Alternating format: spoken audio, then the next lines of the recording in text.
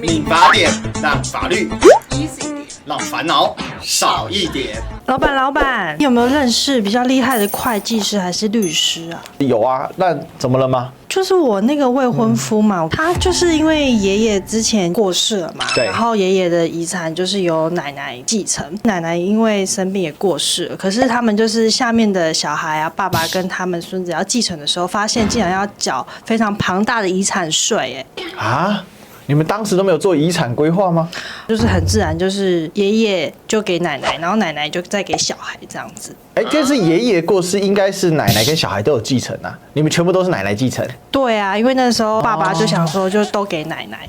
哇，那这下你这样头很痛啦，你们要缴好几百万吧？对啊，所以现在不知道怎么办。讲到这个问题，我们来找个厉害的律师问一问吧。民法典让法律 easy 点，让烦恼少一点。这个今天呢，委员最近啊，我们助理呢，他虽然要结婚，很开心，但问题是他又遇到了重大问题了。他们家这个真的是层层叠叠很多问题啊。其实每一个人的每一天的这日常生活呢，都会碰到法律的问题，因为在你周遭都是跟法律相关的。因为他是阿公过世，然后当时呢，所有的遗产都阿妈继承，结果没有事先做好准备处分。就阿嬷一过世之后，要把它卖掉之后，要这个缴交大量的遗产税。那最近其实也有一个案例哦，在11月19号的时候，新闻就有讲到有一对子女他们呢当时这个爸爸过世嘛，那就先把就是遗产的过继到妈妈的名下。可是不到1年，妈妈也过世了，结果房产再度要继承。那因为呢，大家其实都已经有住房的地方了，所以大家就想说，那就把它卖掉均分，不然这是谁管了？其实这也很常见，很多人都会把它卖掉。那结果这个一卖呢，因为这个房子30多年前购买的，那后来依照这个税法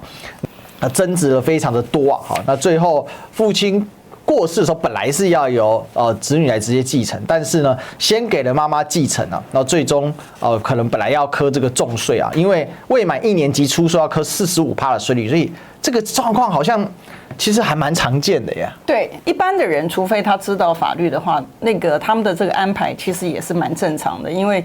爷爷过世之后呢，房子奶奶还是继续住嘛，然后小孩可能也孝顺，就是不要让奶奶担心，好像把房子卖掉、处理掉或怎么样的话，奶奶会觉得说，那他居无定所所以基本上面来讲，你助理所讲的这个情形呢，是非常非常这个常见的了其实，在过往的时候，法院呢对于这些类似的案件呢，出来的结果大概就会像是这个您助理所面临的这样的情况，就是说他会被课征。其实他课征的高额的原因，其实是跟持有期间相关的。持有期间，跟你持有这个房地的这个期间是息息相关的。因为第一个呢，就是说，如果呢你是持有这个房地呢，你的持有期间少于2年的话，那它的这个课的这个税率呢，就会是45%。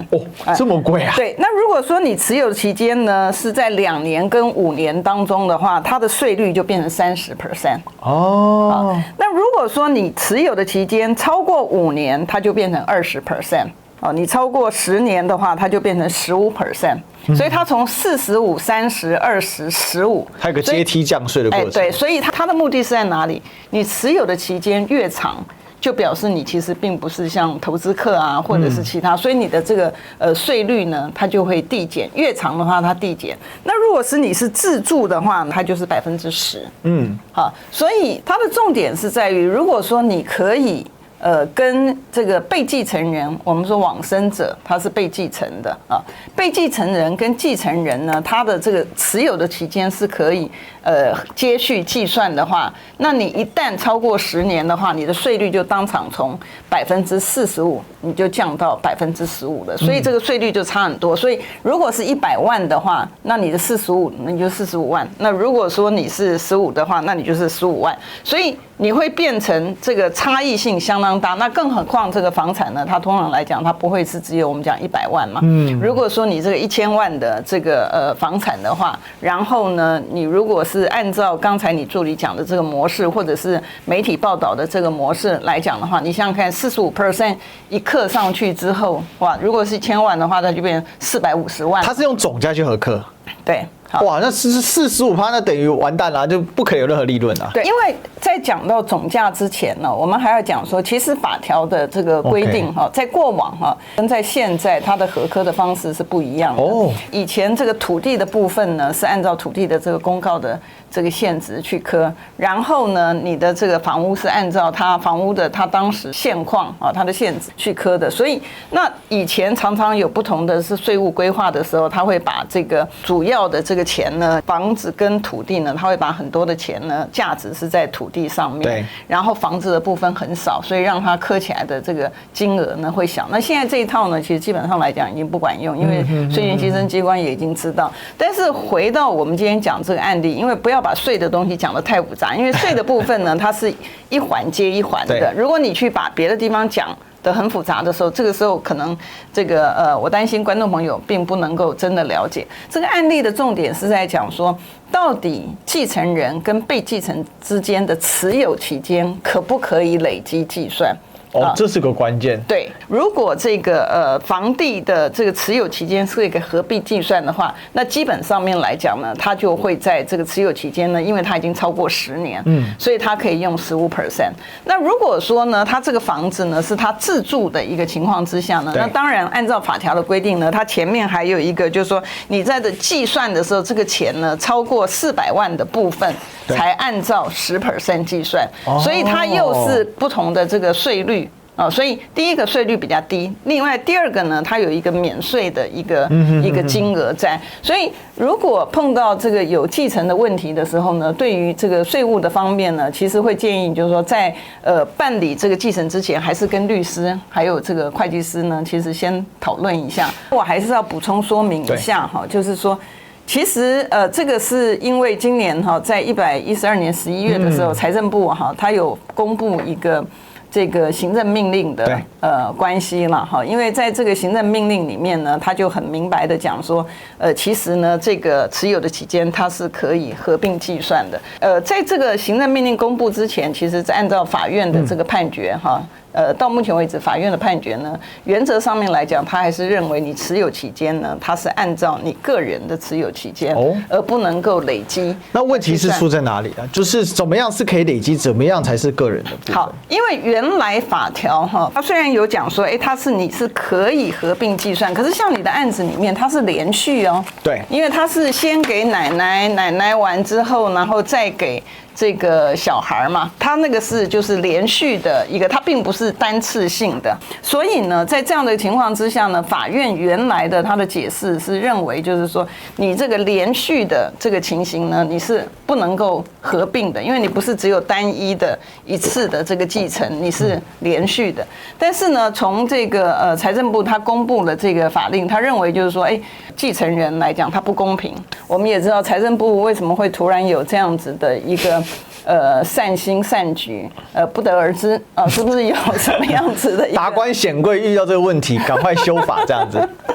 我不知道哈，但无论如何哈，他既然这个行政命令出来之后，因为他这个行政命令将来还要经过这个法院的这个检视嘛哈。但原则上面来讲，我们可以讲说，当行政命令出来之后，法院在判决的时候呢，大部分的情形其实是尊重嘛。其实是尊重，因为这个继承、遗产税啊这些的赠与税也好，遗产税这边的主管机关呢，它其实都是财政部，所以财政部呢，它所公布的一个命令，这个出来之后呢，我们希望它不是适用在单一的案件了，它是可以适用在这个全部的有类似情况的人，它都适用哈。那我跟大家顺便报告一点哈，就是说在美国的话。这个行政单位的命令呢，它有分2种哈，有一种呢，它是适用在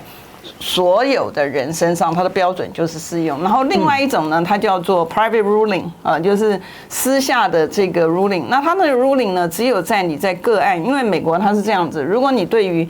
什么样子的税务的这个问题呢，你其实是可以直接去询问主管机关，就是你这样的一个情况呢，到底它是应该要怎么样处理？好，那这也是我们讲说，其实民主国家应该有这样的机制呢，因为毕竟。老百姓不是全学法律的，不见得学会计，他也不见得懂，所以才会发生我们讲说媒体报道，或者甚至您刚才您助理所面临的这些的困扰。如果我们的行政单位呢，事实上是可以让我们的这个老百姓呢，当发生问题的时候呢，它是可以有一个咨询的一个行政的单位，然后这个咨询出来的结果也对它适用的话，那我相信很多这个民众的一个困扰呢，它就可以解决。然后更何况现在不是 AI 很发达嘛？对啊，其实这样的一个工作呢，对于这个行政单位来讲，我认为它应该不会浪费他们太多的时间了，只是可能他就少了都在搭飞机啊。只是他可能少了一个高高在上的一个机会，因为电脑都 AI 都帮他做解答了。大家最困惑的是，那如果我们要反向思考，就是说如何节税，或是如何去规划所谓遗产税的部分，其实很重要。尤其我们迈向高龄化社会之后，所以如果我们照要规划所谓的这个节税、土地、房屋之类的，要节税，然后做这种生前规划的话，应该有什么样的建议？是不是请委员帮我们分析一下？对，会计师也好，律师也好，有一些的他的专业的部分呢，就是专门在这个税务上面林林总总不同的这个领域。您刚刚前面提到的，的确，因为时代在进步，好，那台湾的这个年龄老化的一个关系，所以现在呢，其实不管继承也好，或者是我们讲说赠与，因为有些人会希望在生前就把它这个处分掉。以前我们不是还有提到这个婚姻吗？就是即便不是老年人哈，即便是一般的这个我们讲说适婚年龄的人，他也会有一些的顾虑，因为毕竟这个现在的社会形形色色，你会碰到的问题，所以我才讲说，其实在你的生活周遭之内呢，你林林总总的问题都会碰到，可是你一定要找对的人。单纯税务规划的部分呢，它其实也不仅仅包括这个遗产的部分，因为比如说你有不同的一个收入的时候，那这个收入呢，你应该要做什么样的安排？在国外呢，其实 tax planning 这个租税的规划呢，是一门很大的学问，而且这个不管是律师也好，会计师也好，收费都非常非常的高。那很多人会觉得说，哎，我干嘛没事付这些的律师费跟会计师费干什么？但是答案是说，如果你前面花一点小钱，你后面可以省掉像你新闻上面所说的这些的大钱呢。所以它之所以贵，有它的一个道理，因为它毕竟它是非常非常这个专业的一个领域。假设说我们今天有一栋房子，好了，那假如祖父母的房子，那他是生前先过继比较好，还是说等继承遗产之后过继会比较好？有些人其实在这个过程当中就已经有继承了哈，就是比如说像实务上面很常见的，就是你有一栋房子，但是你每一年有反正在这边有200多的这个免税额的部分，所以呢，它对于房产的部分呢，它可能是逐年的部分做这样的一个赠与的一个动作，然后它可以达到，这是举一个很简单的例子，就是它可以达到它节税的目的。就是说它现阶段是244万的，那所以他每年把它把房产切分成不同的份，然后他把他每年赠与244万这样的份额，他就可以免税。这样讲，不知道那个税前稽征机关看了之后会不会又去把它变更？因为通常来讲是这样子嘛，好，通常来讲就是说，你的会计师在给你这个租税规划的时候呢，他大概一个是在年底做，一个是在年初做，因为他在年底跟年初做的时候，他可以有2个加总。然后呢，它可以把它分在不同的年度，对，所以你去做这个登记，因为你做了赠与之后，你还是有其他的对土地权状的登记啊，这些东西你还是要办的，不是说你嘴巴讲就说我赠与了这样就完了啊。所以你的这些其实都是要申报的，所以通常来讲，会计师在帮你做的时候呢，我们比较常看到他们做的时间点呢，大概都是在年底啦。那年底的时候，它一部分呢是，比如说你刚刚讲说现在已经变成244万，对，那他可能做了double 变成488，对不对？然后一部分呢可能112年那一部分呢就113年。对，那否则的话，你如果赠与的话，超出你的这个赠与的这个额度的时候呢，你上面还会看你这个赠与的这个金额，然后它也是一样，它也是不同的这个税率了。对，比如说假设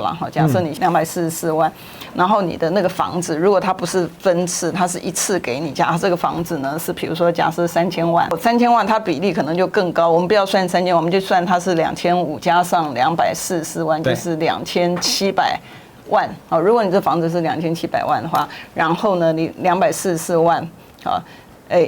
，244万，其实应该 double， 因为你分2个年度嘛，112年度488万，对，488万。假设他这个房子呢是2900万，好了，对，2900万，他可能做一个是在112年度，然后另外一个是做在这个113年度。那你超过你免税额的部分，然后你又不超过2500万哈，我记得好像是20% 还是多少？可是实际上面的百分比，因为那个金额也好，百分比也好，它会随时会是在变动的，所以或者是金额多少钱的，它是多少哈，所以在你适用的时候，在那个时间呢，还是要再查一次，这样会比较准确，对，不然可能会被这个额外的核科哦。对，所以我因为房子总价比较高。对，可是你244万，如果你没有提早做规划的话，那其实你要过季，可是问题是说你有8年10年才弄得完。对，但问题是说，如果你有这样的一个房地产的话，那基本上面来讲的话，他也会认为说你应该也有这个能力可以缴这样子的，不管是赠与税，就是我们刚刚提到，就是说你规划赠与的话，你也有这个能力可以缴赠与税了。好，那所以呢，我想今天关于这个房屋过季的这个问题哦，怎么样来节税，应该大家一个初步认识。基本上它牵涉几个哈，一个是年份，好。然后呢，另外一个呢，年份就会联动到税率，好，那还有一个就是说，它能不能有一个连续性，持有期间，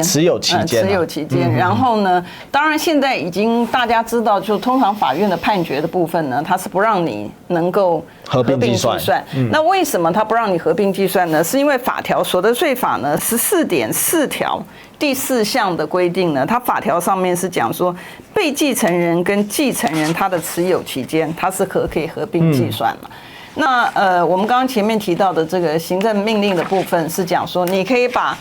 被继承人跟被继承人的被继承人啊，然后再加上继承人。然后这个是3个串在一起合并计算啊。那我觉得如果法院呢，他认为说这边的被继承人是含这个他原来的被继承人，因为我们讲说它是连续嘛，对，连续的状态，行政院财政部的这个命令的部分来讲，它应该是没有问题了。否则如果按照法条本身来讲的话，它是只有被继承人跟继承人，对，所以那个可能是这个阿公跟阿嬷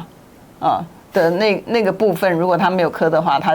他可能是用这样的一个方式算。那现在变成阿公阿嬷，然后再跟儿子之间，那这个部分，因为财政部的命令是今年的11月他才公布的，所以还没有实际上面的案子让法院去检视或者确认它是绝对没有问题了。但这个倒是我第一次碰到财政部这么宽宏大量，可能我不知道这个房子是不是在矿区之上，不晓得，或者是有没有合法的缴过税。不过看起来确实宽宏大量啊。对，因为通常来讲哈，碰到税务的案件，我们记得我们好像看过，查过那个资料，相关的税务的案件呢，90%几百分比都是财政部，都是行政单位赢。对，老百姓真的很可怜。你知道，所以这一次呢，我们当然也给他拍拍手，只不知道他这个是，这个有任何的特别的情况，还是说因为选举快到了，还是什么特殊的原因，我们不知道啊。所以，但是呢，他就是有这样的一个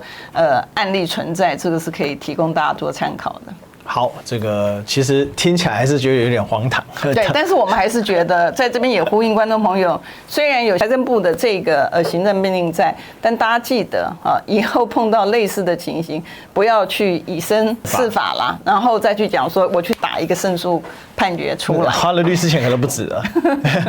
但是真的很特殊的状况。对，哦，对，我想这个租税正义的东西，其实在台湾。其实世界各国大部分都是的，几乎都是倾向政府啦。其实像这几年，虽然我们有这个纳税者权利保护法，然后也有所谓纳税者这个保护官，就纳保官，可是问题其实都成效都有限的哈，所以大家还是要提早做好税务规划哦。好，好，那我们今天民法典呢，我们就聊到这里。我们今天谢谢委员，谢谢历史哥，谢谢观众朋友的收看。好，那我们就下期见，记得帮我们按赞、订阅、分享、打开小铃铛，然后呢，最好的话呢，可以告诉我们你想要看点什么，让我们知道呢，我们有哪一些主题呢，可以来跟大家做回应哦。下期见，拜拜，拜拜。定要给我们按赞、分享、开启小铃铛。影片说明栏中记得去把它订阅起来哦，记得追踪哦，每周都会更新一集哦。那我们呢就在米法典上见喽，拜拜。